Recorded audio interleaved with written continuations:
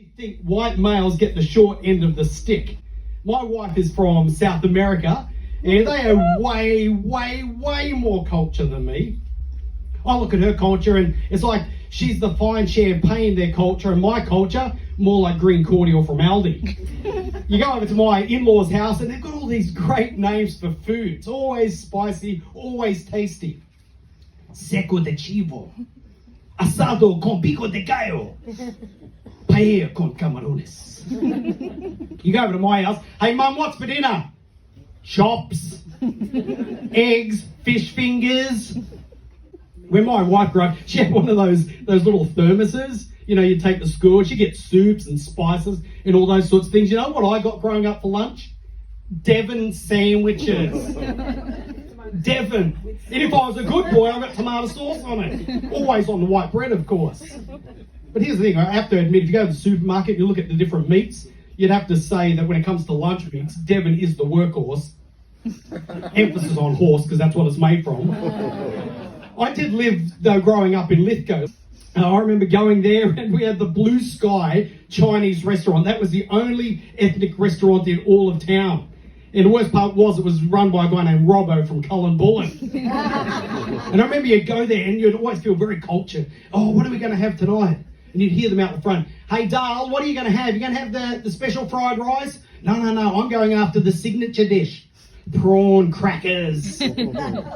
Prawn Crackers. Sounds like it should be the name of an Aussie rock band. Tomo and the Prawn Crackers with their new song, Sweet and Sour Lovin'. I will say this, I have a bit of jealousy as a white middle-class male with names. You know, I meet other people, and even with my in-laws, you go there and all the relatives have great names. Juan Carlos, Ana Sofia, Javier Octavio. All of my mates, Jono, Robbo, Tomo, Jason. All right?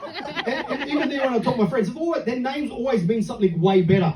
I met this one bloke, I'm like, what's your name mean? He says, it means sun rising over the mountains. I'm like, wow. Another friend of mine says, his means whale's tooth. Somebody else, viper in the grass. And then they say, what does Malcolm mean? I got nothing. In fact, I've now resorted to making stuff up. Somebody asked me recently, they said, what does Malcolm mean? I said, lover of fried chicken. You know, one of the ways, we've got lame names, so one of the ways that we get away with sort of distracting people, I do this now. My name is Malcolm with 2 L's. What is it going to be, a spelling test afterwards? And then one of the lame things that us white folk do, we end up putting all these silent letters in name. It's Bob with a silent X. You know, it's Tom with the silent J. I will say this too, the other short end of the stick, dancing. Some cultures have great dancers. The Kiwis have the haka. And then you see the Spanish, they've got the flamenco. South Americans have a little bit of salsa. What have us white guys contributed? Or the nut bush, what is that? One of the worst ones, the river dance. More like involuntary bodily movements. So next time you see somebody like me drinking my almond latte, don't judge me. Don't judge me because my Tommy Hilfiger shirt or my Kathmandu boat shoes. Remember and look past that and see a man who grew up eating Devon sandwiches. Because my name is Malcolm with 2 L's and I'm the lover of fried chicken. Thank you, you've been great.